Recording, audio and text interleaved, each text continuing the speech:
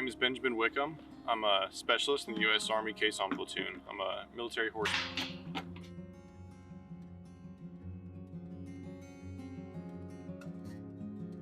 Since my arrival here to the Caisson section in August of 2021, I've loved this job more than anything I've ever done. And I appreciate all the work that goes into it and the historical significance of it, as well as the level of honors and the importance of providing this service to these families. And I'd love to do this job for as long as I can, as long as the Army will let me.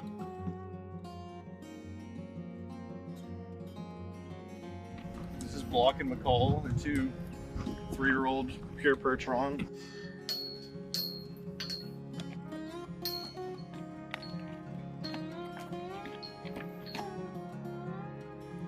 Probably the best part of the job is just getting to wake up every morning and come and work with these amazing animals that I've got to build a relationship with over the past couple of years. I work with a great group of guys. Like, I learn something new every day, and training horses is unlike anything else I've ever done. It's a lot of nonverbal communication, a lot of reading the animal, and getting to build that relationship with the animals and work with them every day is super fulfilling. So for a lot of events, there's a lot of noises and sounds these horses aren't used to, and horses don't encounter in their natural habitat. There you go. Horses can get very flighty. They're naturally scared of everything. So the biggest tool that we use to prepare them for situations like that is desensitization. So we'll expose them to noises and sounds that they're unsure of, that at first are gonna freak them out, that are going to scare them. And then we teach them that it's okay. Like, for example, in a parade, there's gonna be flags up and down, there's gonna be people throwing candy, flowers through the air, and they're not used to that. Their natural habitat's gonna be out here in a pasture like this. And so we'll do everything we can to replicate that here at the barn, to teach them that it's okay, that they're going to be safe, that whenever a kid lets off a little pop or streamers, that it's not gonna hurt them. So the more we can get them used to things they're unsure of, the better it'll be, and the calmer they'll be able to stay during an event or a situation like that. There's nothing like getting them over a fear, or teaching them something new, and like recognizing that bond. And that's really important. That's a great like day-to-day thing. But another thing that really solidifies what makes this job as important as it is the service that we're providing for these families. We do our best every single funeral to make sure that everything is as perfect as it could be. One of the most important things to remind ourselves of and keep in practice is that this family only gets one funeral. We need to make sure that every single time we're out there mounted in that cemetery, that we're giving it our absolute best. That our horses are their best, our uniforms look the best, and that we're doing the exact same ceremony as good as we can every single time. It's fulfilling to provide them with that one last measure of honors.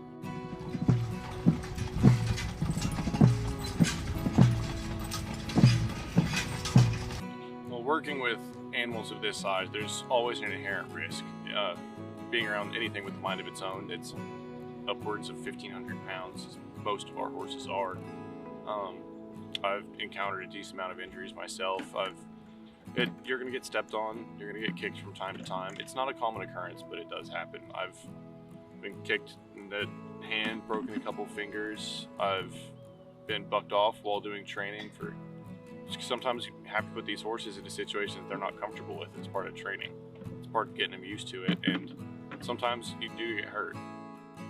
It's not fun, but it's a part of the job that we're all used to, and you have to come back from. It's not the animal's fault. They're never trying to be malicious, but you just have to roll with it, and you still love these animals just as much, no matter what happens.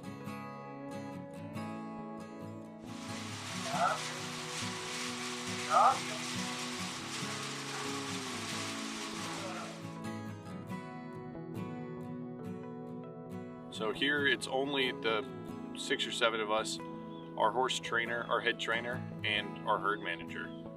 So if anything happens to these horses, we do have a vet that's on call, but they're not always able to come out here. So most of the time we take care of injuries and bites and scrapes for the most part by ourselves. We've all been trained. Our training is pretty extensive when it comes to the biology of a horse and what signs to look for if they're sick or if they're feeling unwell. Every other week we do a full body checkup pretty much on all the horses, and we'll take their temperatures, their pulse, check their respiratory rates, check them all over, do a full body scan for any injuries or swelling. Most of the medical care that's provided for these horses we do by ourselves, and we're all trained for it, and it's a great tool that we have to be able to keep an eye on these, because we're around these horses more than anybody else, and it's great that we have the knowledge and the drive to keep these horses as healthy as possible. As much of my job is spent out here in the pastures and in the saddle, a lot of time goes into prepping our uniforms to look right for an event. For an event, we need to make sure our uniforms are dry cleaned, need to make sure that our uniforms are pressed, need to make sure that all of our ribbon racks and pins are all measured out correctly. Need to make sure there's no loose strings hanging off the uniform, burn those off, make sure our ceremonial caps are straight, don't have any fingerprints or anything on them. What takes the most time is polishing up our boots. For every funeral, I'll spend between 3 and 4 hours polishing my boots, making sure that they're in tip-top shape. If I'm completely stripping and repolishing the boots, it's about a 6-7 hour job to get them looking absolutely perfect the way I want them to be. I was raised in the southwest side of Dallas County in the city of Irving. My parents growing up were always very supportive and very patriotic. They're proud of where we're from and what this country stands for, and have raised me to believe the same. And so I'm not too surprised, and they were extremely proud for me to join the military and to serve our country like this. And they're even more proud of the job that I'm doing now. They are very supportive of everything that I've done in my career so far, and I'm looking forward to doing in the future. Like last Tuesday, whenever we had our dedication ceremony for our 2 new horses, Block and McCall, my father was able to come down and attend.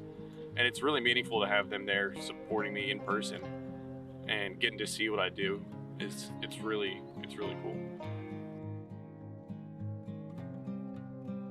We're currently the only active Caisson platoon in the entire U.S. Army, and it's really cool to be a part of that because it's the highest level of military honors that you can receive as a service member, and getting a chance to work with horses all day and to train horses and absorb all this equestrian knowledge has been awesome.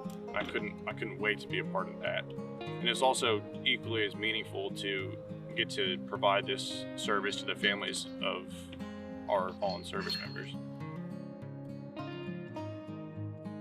Outside of work, I'm pretty active. I love rock climbing.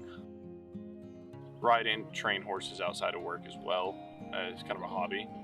Me and some of the other guys are also involved in the local rodeo scene a little bit. Bull riding in our off time is one of the favorite things to do. If I could stick with the Caisson platoon for my whole career, I would. I'm going to try to extend here at the end of my contract and continue to be a member of the Caisson section here at Fort Sam Houston. But at some point I'll come down on orders to send me somewhere else, but I'm going to try to fight to get back after that contract to get back here. Did you know when you were joining the Army this is what you were going to do? No, I had no clue. Especially enlisting as an infantryman, I was not expecting anything like this at all. But it's been very lucky. I've been doing this for about. It's been a huge honor, and that's something that I know I'll look back on and be proud of forever.